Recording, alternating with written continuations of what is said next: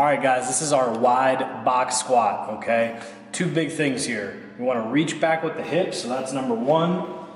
We are reaching back, sitting, and coming up. Now, if you notice when I come down, knees are not going over my toes. We want a negative shin angle. So a negative shin angle would look like this. So knees are bent, they're way behind the toes. We're really reaching back into the hips. And you're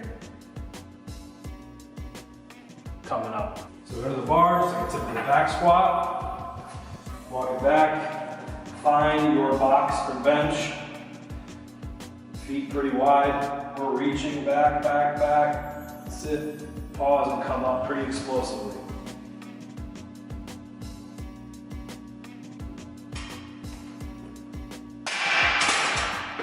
All right, guys, so we're talking about the deep back squat now. If you're a parallel squatter, that's okay.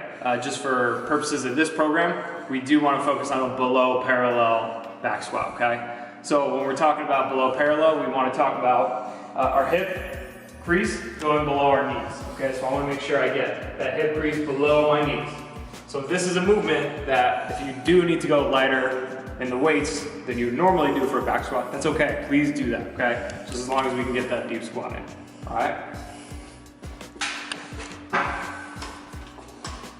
So unhook like I would normally unhook for my usual back squat. Now here my hips are traveling below that knee crease and back.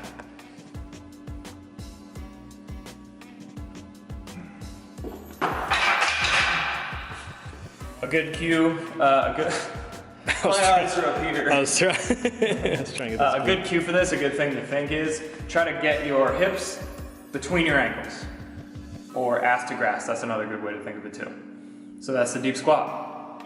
All right, guys, we're talking about the glute ham raise. I'm the GHD developer. We're gonna use Siobhan here because my red ass can't do it. So we're gonna go feet locked in here, guys. Feet pressed all in up against the back, and your knees are gonna be up on the pads. Now from here, try to come all the way down. Extend, good, and then flex at the top. Good, you can do 2 more. 7 more. Good, and squeeze the butt at the top. Using your hamstrings and your butt to drive your upper body upwards. Word. You may be wondering, why am I in this position? Well, we show you the frog pump, our final movement. In our program, this is a finisher. It's a high rep movement. We usually stick with body weight. If you want, you can add a dumbbell. So if you see my feet kind of in a diamond, I'm not driving heels into the floor here. Outside of my feet, forcing external rotation, knees out. This is gonna be the best looking one of all the moves.